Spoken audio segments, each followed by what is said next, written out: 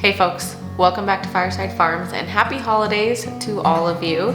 It is the 27th today that I'm recording this, so it is after Christmas. We took more than a week off from videos and I just hung out with family and got a bunch of stuff done, and it has been a great holiday for me. But today we are back at it and I am here to talk about the LetPot Automatic Watering System. Now, LetPot is the same company that I did the kitchen countertop review of the hydroponic system. I'll link that video down below. They also were gracious enough to send me this indoor automatic watering system. It's basically for potted plants, and I have terrible luck with keeping indoor plants alive. Great at the garden. Mostly all of my energy goes to the garden, so everything inside gets left by the wayside. So I'm excited to try this out and see if it just streamlines my houseplants for me so that I don't have to worry about always propagating more, because I just kill every single one. So what we're gonna do today is just unbox this and set it up. I've already opened it, but I haven't taken anything out or looked on how to set this up. So basically I'm just seeing how easy it is, how simple, how good the directions are, and making sure that everything works properly. What comes in the box is going to be the user manual, which has both information on setting the device up and connecting it to Wi-Fi. Here is the filter that's going to go in the bottom of your water tank. I think it's just filled with clay balls. And here is 10 meters of water piping, which you will cut to whatever length that you need to use them. These are going to be the water pipe brackets, 10 of them as well, and this is what you stick inside the pot to hold the drip limiter down. Inside this bag are going to be 2 pipe clips, which you'll need to attach to the device, and a fixed clip, and these are going to be 10 T connectors. Here are your 10 drip emitters for 10 different pots, as well as your anti-backflow valve. You only get one of those. This is your drip irrigation controller, and this is the box that houses your power adapter. And there's only one of each of those. This LetPot watering system is basically drip irrigation for your indoor potted plants. So you're gonna have one end of a hose that comes out here, attaches to this filter, and this filter is going to sit in a pot of water or a cup of water somewhere near your potted plants. This machine is going to soak up that water from the container and then push it out another hose, which you will then attach to one or more potted plants. This box comes with several connectors, T connectors, and several drip emitters. So you can 1, 2, 3, 4, 5, 6, 7, 8, 9, 10. You can water up to 10 potted plants with just this one box, although I'm sure if you get on Amazon or the website, they'd have more of these connectors, more of the T bracket things. So you could do it in an infinite number of pots, I suppose. Although since this is my first time trying it out, I'm only going to set it up with one potted plant. I also don't have a final destination that I want this, or a huge congregation of potted plants where this would be beneficial. So I'm not quite sure where the permanent place will be yet. But for now, we are just gonna set it up very simply with one potted plant and see how it works. Here on the bottom of your controller, you have the in. This is where you're going to attach the hose that is going to suck up the water. You have the out. This is the hose that goes to your plants. This is the DC 5-volt little hole here for the charging cord that it comes with. And this says R. I'm assuming this says reset button. And here is your power button. Here I am first measuring the length of hose I will need to attach from the control to the filter that's going to be in the water tank. I think I'm only doing about 2 feet or less here. And then we're going to attach these hoses to their various parts on the controller. One of the best ways I found to do this through my own drip irrigation system is to put the ends of your plastic hoses in a cup of hot water. Now, I'm not talking boiling necessarily, but it needs to be relatively hot because you want that hot water to loosen up the ends of the hoses. It makes them much easier to force onto the male ends of whatever connective device you're using. So I did soak these in hot water, and they were super easy to get on the filter right here, as well as on the controller.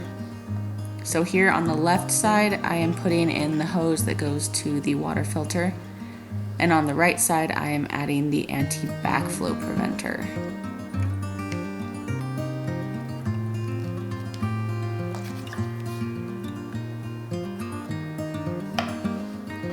And to the backflow preventer, we'll add the hose that goes to your potted plants.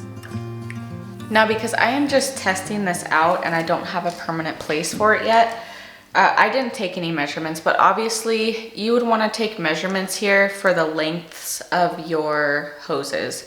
For example, this has a spot, this has a way to hang it on a wall. If your plants are up high and you want this up higher, you can also lay it flat on a table and just have this hose going down into wherever your water vessel is. Of course, you would need to measure how far away that is, etc., etc. If you had multiple plants or just one plant and you needed to cut your hose, you would measure for that as well. I am just going to use the very end of this very long hose and test the product that way. Because like I said, I don't know what I'm using this on just yet or where in the house it's going.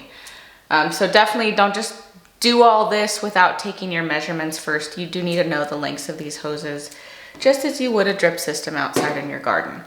Now, after this is set up, this is where you're gonna go into your water vessel, and this hose is where you're going to set up the drip emitter for your plant.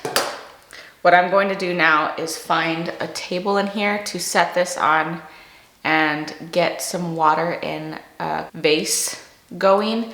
And I'm going to also put the drip emitter on the end of this hose and find a very dilapidated potted plant to water.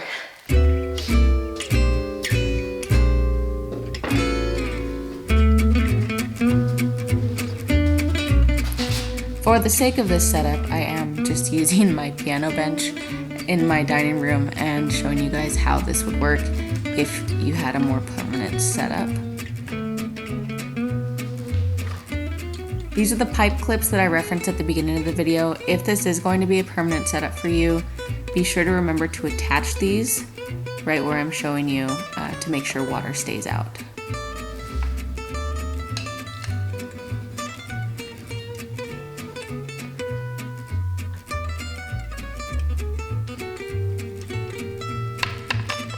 Here I am attaching the drip emitter to the end of the hose. That hole on the bottom of that gray emitter is where the water actually comes out of. As I said before, you will cut this to length depending on how far away your potted plants are and not use the entirety of the 10 meters of hose like I am here. And this is the clip that's going to stick into the soil of your pot.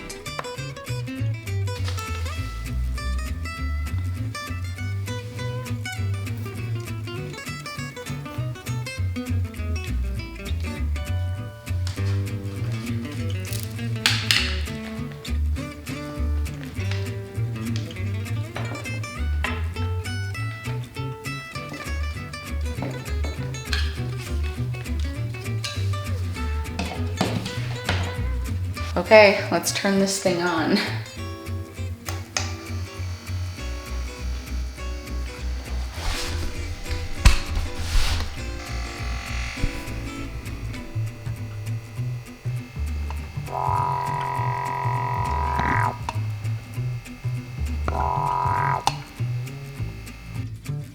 So although this initially appeared to be working, that blinking green light on top quickly turned red, and I figured out it was not pushing water out into the drip emitter. There was no water coming out.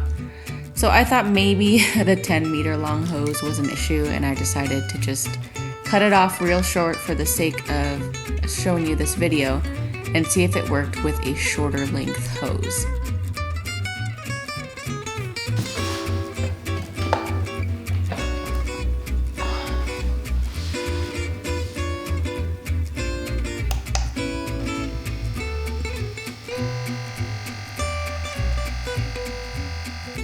Okay, I made a slight mess, but I think I might have found the problem. I think I just needed to shake out the hose to help prime the pump, but this is where it came out and squirted all over that. But all I did was pick this up and shake it, got some air out, and it seemed to work. So I will put this back on camera and we will see if this works.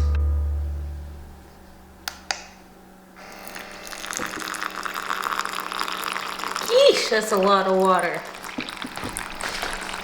So apparently we can adjust it right here.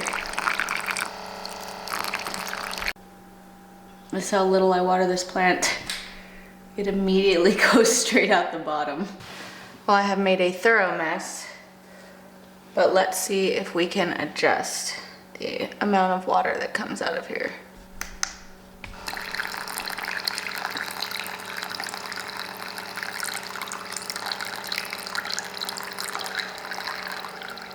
Okay, so yes, screwing this all the way in greatly reduces its drip. But then what you see here at the backflow preventer is it's too much pressure for this pump to have this little water coming out. Which is not the end of the world. They actually have a remedy for this in their little pamphlet on the troubleshoot page. They say if there's too much pressure because you need this at a lower drip, to just install a T-connector and run another hose back into the water tank as kind of like an overflow to reduce the pressure. If you had multiple plants that you were watering instead of just this one tiny hose with one plant, I don't think the water pressure would be an issue because you would have a lot of places for that water to go and therefore the drip would be lower. But if you're just gonna use this for one plant, I think, at least from what this is showing me today, you would definitely need a T-connector before this emitter to send some of that backflow out the hose and back into your little water vessel instead of back through the backflow where it's obviously not supposed to go. But all in all, this device worked exactly like it was advertised. Hooray, it works. I was a little worried when it wasn't pumping out the water. But I think it would behoove you to prime that pump just a little bit, either suck water through one end of the hose, shake it around, get the air bubbles out. And then also I think all of that long cordage, it was just, maybe it didn't have enough oomph to run the water through that entire hose. I'm not sure. Like I said, this was a very limited setting that I tried this out in.